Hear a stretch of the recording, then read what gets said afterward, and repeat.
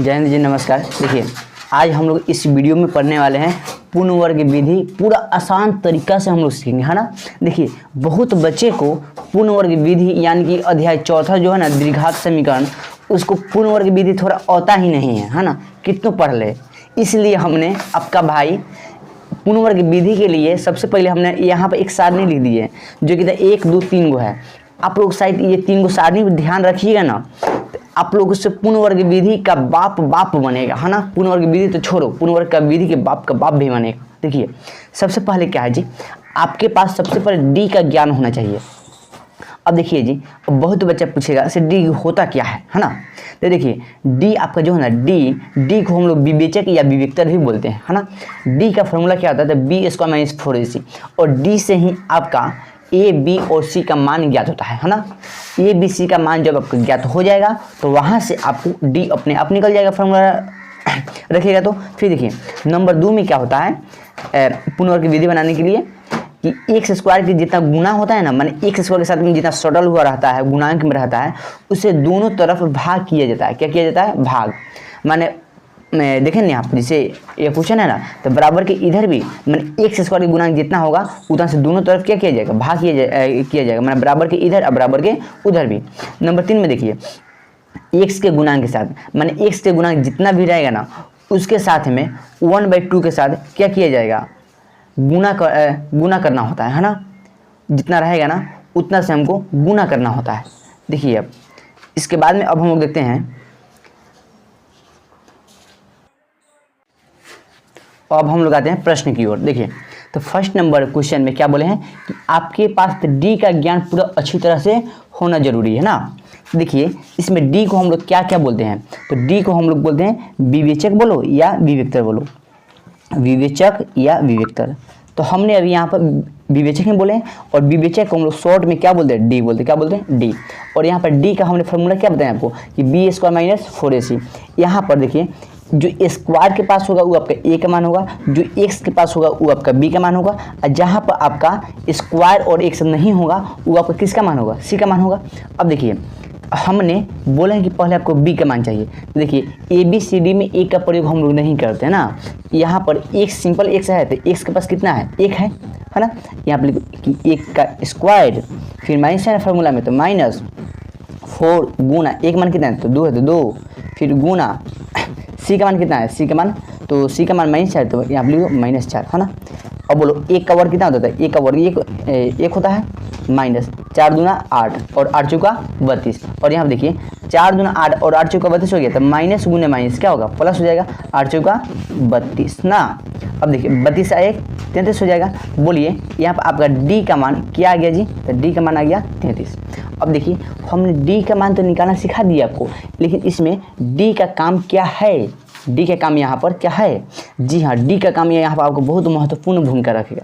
और वो क्या रखेगा कि यदि आपको डी बराबर, देखिए यहाँ पर, यदि आपका डी बराबर जब 0 आएगा और डी बराबर जब प्लस में आएगा और डी बराबर माइनस आएगा, है ना। डी का मान आपका 3 गो आ सकता है। डी का मान कितना आ सकता है? डी का मान 3 गो, एक प्लस में आ सकता है, या एक 0 आ सकता है, और या माइनस में आ सकता है। डी का मान ना 3 गुना आएगा। जब डी का मान 0 और प्लस में होगा तो आप उसका विवेचक क्या बोलते हैं उसको, कि आप उसको पूर्ण वर्ग विधि बना सकते हैं। कब जब देखिए, आप लोग पूर्ण वर्ग विधि कब बना सकते हैं? जब डी का मान प्लस में रहेगा या 0 आएगा तब।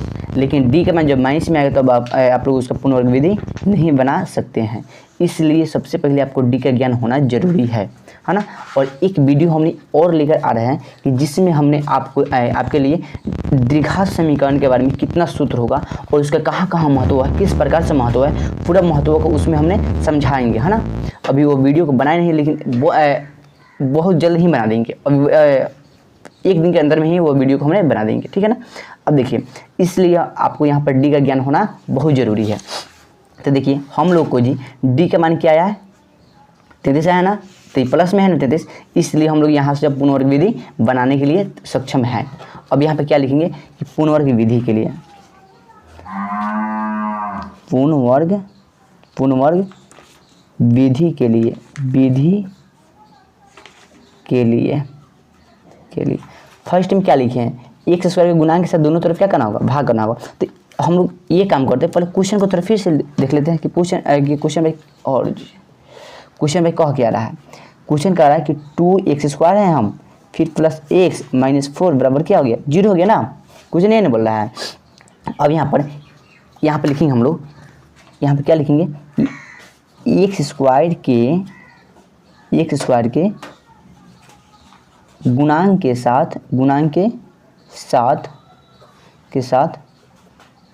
दोनों तरफ क्या किया जाता है, भाग करने पर, क्या करने पर, दोनों तरफ भाग करने पर। अब बोलिए x² का गुणांक कितना है जी, तो 2 है ना, तो लिखिए ना कि 2x², अब बटा कितना 2, भाग का अर्थ क्या था, मैंने बटा में 2 आना कि ना। फिर देखिए प्लस है तो प्लस और 1/2, सबके बटा में 2 देना है ना, माइनस के माइनस, फिर 4/2 बराबर 0/2 हो गया ना। अब देखिए क्या 2 से 2 कट जाएगा, फिर अब यहाँ पे 1 और 2 है तो यहाँ पे तो खैर कुछ कटने वाला है नहीं, क्या 4 में और 2 कट जाएगा तो जी कट जाएगा, कदम 2 में 0 में 2 से भाग देंगे तो 0 होगा।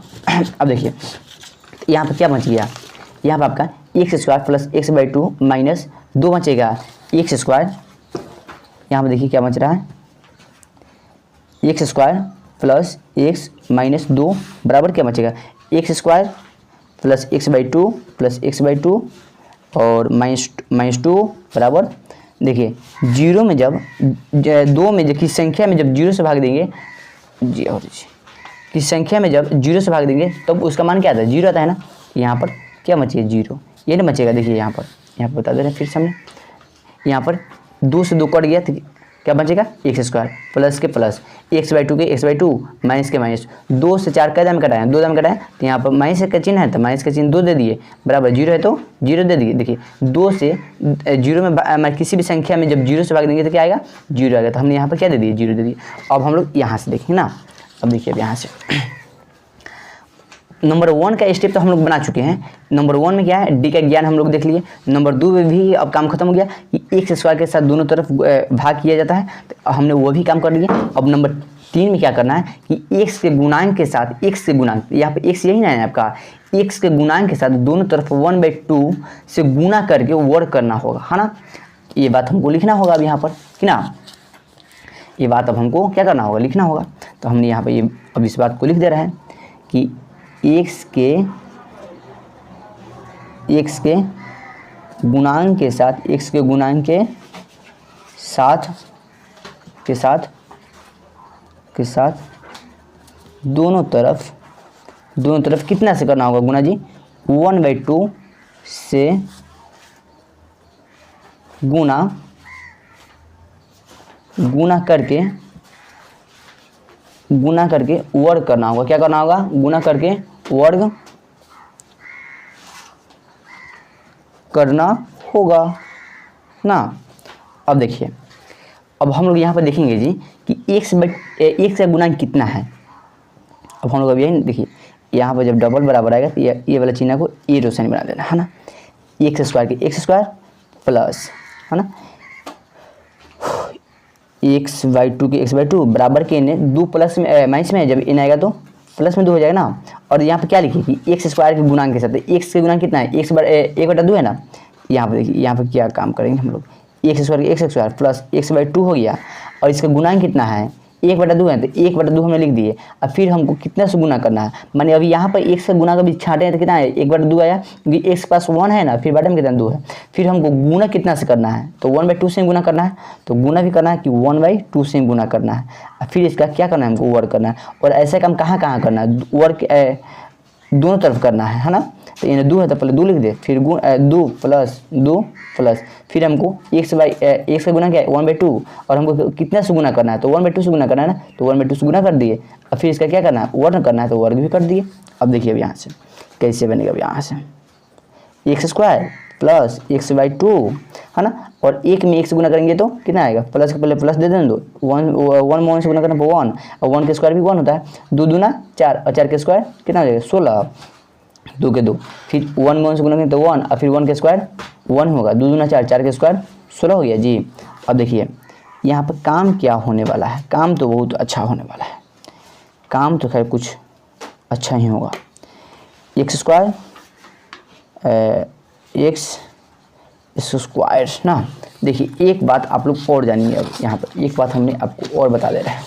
देखिए और एक बात हमने क्या और बता रहे हैं आपको कि यहाँ पर x प्लस 1/4 के हमको होल स्क्वायर दिखाई दे रहा है। क्या आप लोग को दिखाई दे रहा है कि नहीं दे रहा है, वही हमने यहाँ पर दिखाने की प्रयास करें कि x प्लस 1/4 का होल स्क्वायर क्या होता है, वो हमको दिखा दे रहा है आपको ना। तो a प्लस बी का होल स्क्वायर नहीं यहाँ पर फॉर्मूला लगेगा, a प्लस बी का होल स्क्वायर ना फॉर्मूला लगेगा। तो यानी a स्क्वायर प्लस 2a, तो a का मान कितना x प्लस b का मान कितना 1/4 प्लस b स्क्वायर था 1/4 के का होल स्क्वायर हो गया। तो x स्क्वायर प्लस 2 से 4 का दाम कटेगा 2 दाम है, तो यानी x प्लस x/2 अब प्लस 1/16 हो गया। यानी कि x स्क्वायर प्लस 1/2 अब प्लस 1 हम लोग क्या होल। देखिए जी तो आना है कि यहाँ प्लस x प्लस 1 क्या इसको प्लस 1 होल स्क्वायर है ना, यहाँ पर वो है x प्लस 1 क्या होल स्क्वायर हटा देते हैं, ठीक है। फिर देखिए 1/4 हो गया बराबर 2, इसके बाद हम कुछ नहीं तो 1 है, 1 और 16 कैसी है तो 16, 16 कम 16 तो फिर 16 दूना कितना हो जाएगा 32, अब प्लस 16 कम 16 तो 1 कम 1 हो गया। यहाँ पर देखिए अब यहाँ पर x प्लस 1/4 है, और जब बराबर के स्क्वायर होता है, जब हम लोग स्क्वायर जब उधर फ्री करेंगे तो इधर वाला जो भी फंक्शन होता है ये सब रूट में जाता है ना। तो 32 है 33/16, इन्हें जब हमने वर्ग नहीं लिखे हैं तो इधर वाला जो भी फंक्शन है वो सब कहाँ जाएगा रूट में चल जाएगा, इसको रूट में लिख दो, ठीक है। देखिए अब यहाँ पर प्लस 1 और देखिए बराबर जब प्लस लेकर अब तो रूट 33 एक पूर्ण वर्ग नहीं, तो रूट 33 रूट 33 और रूट 16 एक पूर्ण वर्ग है, तो इसका मान कितना होता है 4 होता है, इसको 4 लिख दो। अब देखिए तो इसके साथ क्या है प्लस और माइनस है, तो हम लोग लिखेंगे अब यहाँ पे क्या लिखेंगे कि प्लस का चिन्ह लेने पर, यहाँ पर 2 चिन्ह है ना, एक प्लस और एक माइनस का चिन्ह है, प्लस का चिन्ह लेने पर। तो देखिए x बराबर रूट 33/4, अब बराबर के प्लस में 1/4 है तो इधर को दे माइनस 1/4 हो जाएगा। तो x बराबर क्या हो जाएगा 4 4 के एलसीएम 4, तो रूट 33 माइनस 1 ना। अब देखिए और आपका आंसर किताब में दिया है कि यह माइनस को पहले कर दी कि -1 आप प्लस रूट 33 कर दिया है, बटन कितना लिख दिया 4 है ना।